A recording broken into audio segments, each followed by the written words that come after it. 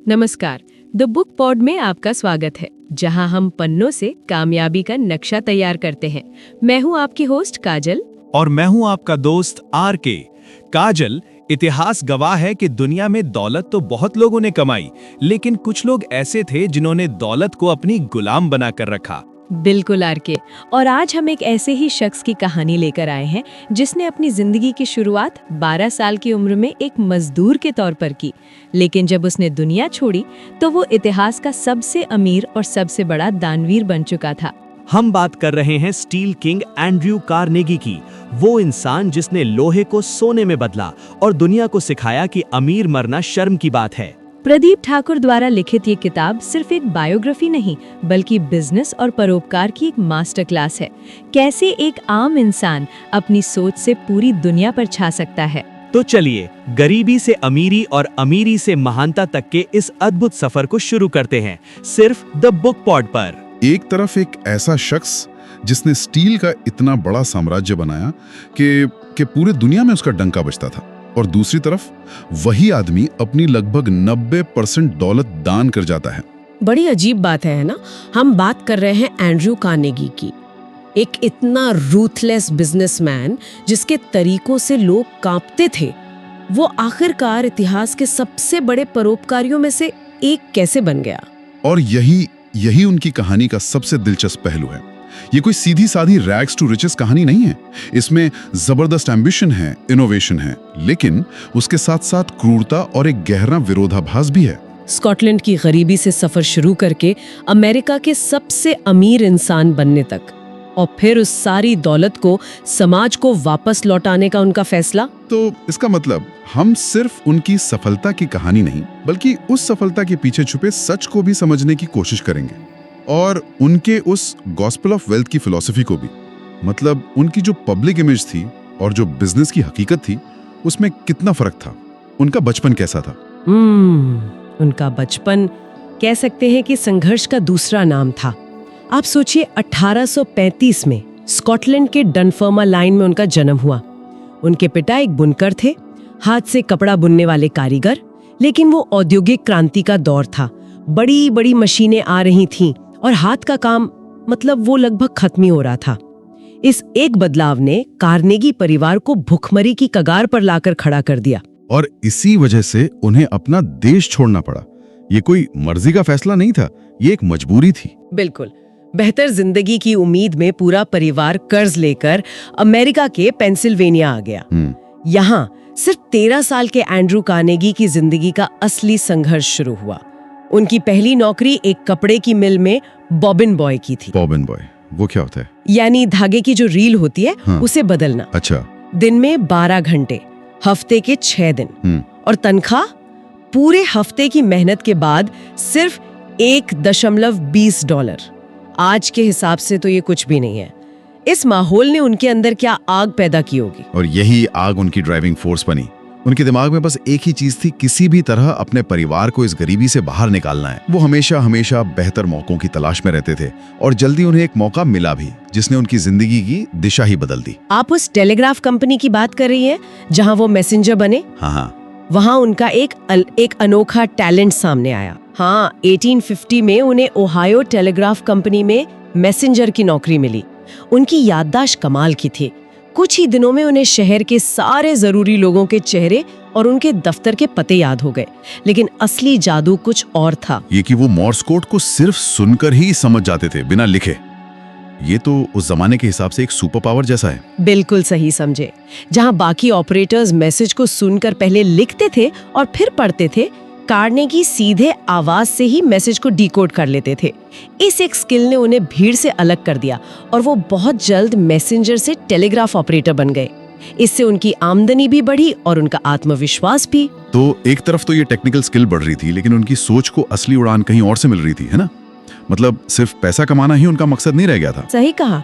उनकी जिंदगी में बहुत बड़ा मोड़ आया कर्नल जेम्स एंडरसन की वजह से। कर्नल एंडरसन ने काम करने वाले लड़कों के लिए एक छोटी सी मुफ्त लाइब्रेरी खोली थी, जिसमें कोई 400 किताबें थीं। कार्नेगी उसके रेगुलर सदस्य बन गए। किताबों ने एक तरह से उनके लिए एक नई दुनिया के दरवाजे खोल दिए। और वहीं उन्होंने खुद से एक वादा किया कि अगर मैं कभी अमीर बना तो मैं भी ऐसे ही मौके दूसरों के लिए पैदा करूंगा। कमाल है। एक छोटी सी लाइब्रेरी से निकली सोच ने आगे चलकर 2500 से ज्यादा लाइब्रेरियां बना दी। बिल्कुल।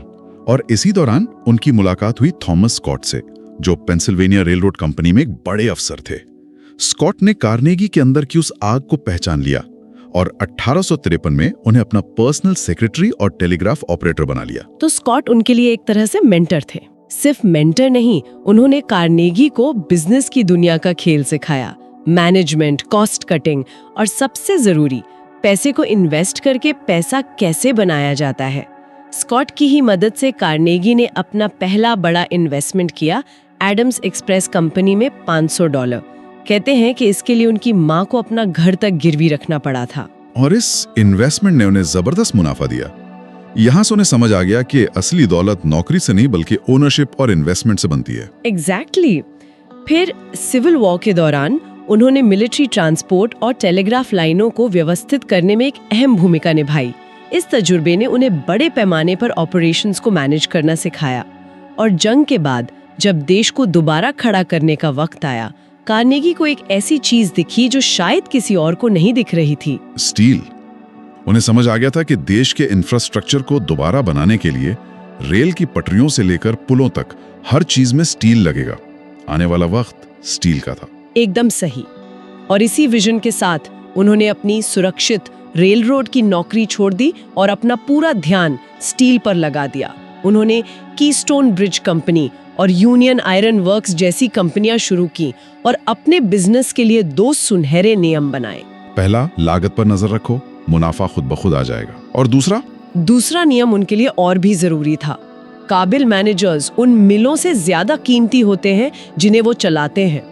उन्होंने हमेशा अपने से बेहतर लोगों को काम पर रखा और उन्हें काम करने की आजादी दी। लेकिन इसके अलावा उन्होंने कुछ ऐसी रणनीतियां अपनाई जिन्होंने उन्हें इंडस्ट्री का बेताज बादशाह बना दिया। जैसे कि नई टेक्नोलॉजी को अपनाना। उस वक्त बेसिमर प्रोसेस स्टील बनाने का एक नया क्रांतिकारी तरीका था। हाँ, बेसिमा प्रोसेस से स्टील बहुत तेजी से और बहुत सस्ते में बनाया जा सकता था। ज्यादातर पुराने उद्योगपति इस नई टेक्नोलॉजी पर पैसा लगाने से डर रहे थे, लेकिन कार्नेगी ने इसमें मौका देखा। उन्होंने इस टेक्नोलॉजी पर बड़ा दांव खेला और इस एक कदम ने उनकी प्रोडक्शन कॉस्ट को इतना कम कर दिया कि उनके कॉम्पिटिटर्स उनके सामने टिक ही नहीं पाए। बिल्कुल, वो रेस में बहुत पीछे छूट गए। और उनकी दूसरी कमाल की स्ट्रैटेजी थी वर्टिकल इंटीग्रेशन। ये सुनने में थोड़ा टेक्निकल लगता है, इसका आसान भाषा में क्या मतलब है? इसको ऐसे समझिए, मान लीजिए आप एक केक बना रहे हैं, तो आप सिर्फ केक नहीं बनाते हैं, आप गेहूं भी खुद उगाते हैं, उससे आटा भी खुद पीसते हैं, चीनी की फैक्ट्री भी आपकी है, और जिस ट्रक में केक डिलीवर होगा वो ट्रक भी आपका है। शुरू से आखिर तक सब कुछ आपका। वाह, क्या उदाहरण है। मतलब कोई बिचौलिया नहीं, कोई एक्स्ट्रा खर्च नहीं। तो कार्नेगी ने कोयले की खदानों से लेकर लोहा निकालने, उसे मिल तक लाने वाली ट्रेन लाइनों और समुद्री जहाजों और आखिर में स्टील बनाने वाली फैक्ट्रियों तक सब कुछ खरीद लिया। पूरी सप्लाई चेन उनके कंट्रोल में थी। सोचने वाली बात यह है कि उस जमाने में ज्यादातर कंपनियां सिर्फ एक ही चीज पर फोकस करती थी। कार्नेगी ने पूरे सिस्टम को एक साथ देखा। उन्होंने सोचा, मैं कोयले के लिए किसी और पर निर्भर क्यों रहूं? मैं ट्रांसपोर्ट के लिए किसी और को पैसे क्यों दूं? ये सोच ही अपने आप में एक क्रांति थी। और उसके बाद आती है उनकी सबसे हिम्मत वाली स्ट्रैटेजी, मंदी में विस्तार करना। उनका एक मशहूर कोट है, जब गलियों में खून बह रहा हो तब खरीदो। हाँ, जब इकोनॉमी डूब रही होती थी और दूसरी स्टील कंपनियां दिवालिया हो रही होती थी, तब कार्नेगी खरीदारी करने निकलते थे। 1873 और 1883 की बड़ी आर्थिक मंदियों के दौरान उन्होंने अपने प्रतिस्पर्धियों की बंद पड़ी मिलों को कौड़ियों के दाम पर खरीदा, उन्हें मॉडर्न टेक्नोलॉजी से अपग्रेड किया और जब बाजार वापस ठीक हुआ तो वो पहले से कई गुना बड़ी शक्ति के साथ तैयार थे। इन सब का नतीजा ये हुआ कि 19वीं सदी के अंत तक कार्नेगी अमेरिका की लगभग 70% स्टील इंडस्ट्री को कंट्रोल कर रहे थे। एक आदमी जिसने $1.20 प्रति हफ्ते से शुरुआत की थी, अब एक पूरा साम्राज्य चला रहा था। लेकिन इस सारी सफलता के बीच कुछ तो अंधेरा हिस्सा भी होगा ना। इतना बड़ा एम्पायर सिर्फ अच्छे तरीकों से तो नहीं बन सकता। कहां पर चीजें गलत हुई? और यहीं हम उनकी विरासत के सबसे विवादित हिस्से पर आते हैं। हम बात कर रहे हैं 1892 की होमस्टेड हड़ताल की। ये उनके नाम पर एक ऐसा दाग है जो कभी नहीं मिटा। होमस्टेड उनकी सबसे बड़ी और सबसे मॉडर्न स्टील मिल थी। वहां उनकी कंपनी के चेयरमैन हेनरी फ्रिक, जो मजदूरों से सख्ती से पेश आने के लिए जाने जाते थे, उन्होंने मजदूरों की तनख्वाह कम करने का फैसला किया, जिसके बाद मजदूर हड़ताल पर चले गए और फिर मामला हाथ से निकल गया। फ्रिक ने हड़ताल को तोड़ने के लिए 300 प्राइवेट सिक्योरिटी गार्ड्स को बुलवाया। नतीजा, गार्ड्स और मजदूरों के बीच एक खूनी झड़प हुई जिसमें 9 मजदूर मारे गए। इस घटना ने पूरे देश को हिलाकर रख दिया। लेकिन क्या ये अजीब नहीं है? एक तरफ वो गॉस्पेल ऑफ वेल्थ जैसी किताबें लिख रहे हैं जिसमें अमीर लोगों को समाज की सेवा करने को कहा जा रहा है, और दूसरी तरफ उन्हीं की कंपनी में मजदूरों पर गोलियां चल रही हैं। ये दोनों चीजें एक ही आदमी के अंदर कैसे मौजूद हो सकती हैं? यही कार्नेगी का सबसे बड़ा विरोधाभास है। इस घटना ने उनकी इमेज को हमेशा के लिए बदल दिया। उन्हें एक जालिम पूंजीपति के रूप में देखा जाने लगा। उन पर यह भी आरोप लगते हैं कि उन्होंने आगे बढ़ने के लिए जॉन डी रॉकफेलर की तरह ही एकाधिकारवादी तरीकों का इस्तेमाल किया, जैसे अपने पुराने मेंटर्स थॉमस स्कॉट और दूसरे रेलवे अधिकारियों को अपनी कंपनी में हिस्सेदारी देकर बड़े बड़े कॉन्ट्रैक्ट्स हासिल करना। ये तो सीधा सीधा हितों का टकराव है। तो उनका जो गॉस्पेल ऑफ वेल्थ का दर्शन था, वो क्या सिर्फ एक दिखावा था? दिखावा कहना शायद सही नहीं होगा, लेकिन इसमें एक गहरा विरोधाभास जरूर था। देखिए, उनका गॉस्पेल ऑफ वेल्थ एक बहुत ही शक्तिशाली विचार था। वो कहते थे कि अमीर आदमी को मरते वक्त अमीर नहीं मरना चाहिए, ये एक पाप है। उनकी फिलॉसफी के 2 हिस्से थे।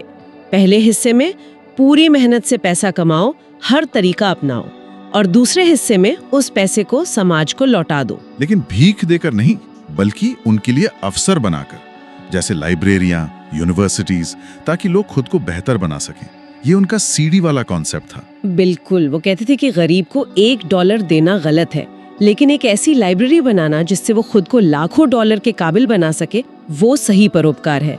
आइडिया बहुत अच्छा था, लेकिन उनकी खुद की सफलता की कहानी उन्हीं के नैतिक उपदेशों से मेल नहीं खाती थी, और यही उनकी विरासत की सबसे जटिल सच्चाई है। तो इन्हीं हड़तालों और एंटी ट्रस्ट मुकदमों के डर से 66 साल की उम्र में उन्होंने रिटायर होने का सोचा, और फिर हुआ इतिहास का सबसे बड़ा बिजनेस डील। साल था 1901। कार्नेगी ने फैसला किया कि वो अपना पूरा स्टील साम्राज्य बेच देंगे, और खरीदार थे उस वक्त के बैंकिंग के बादशाह जेपी मॉर्गन।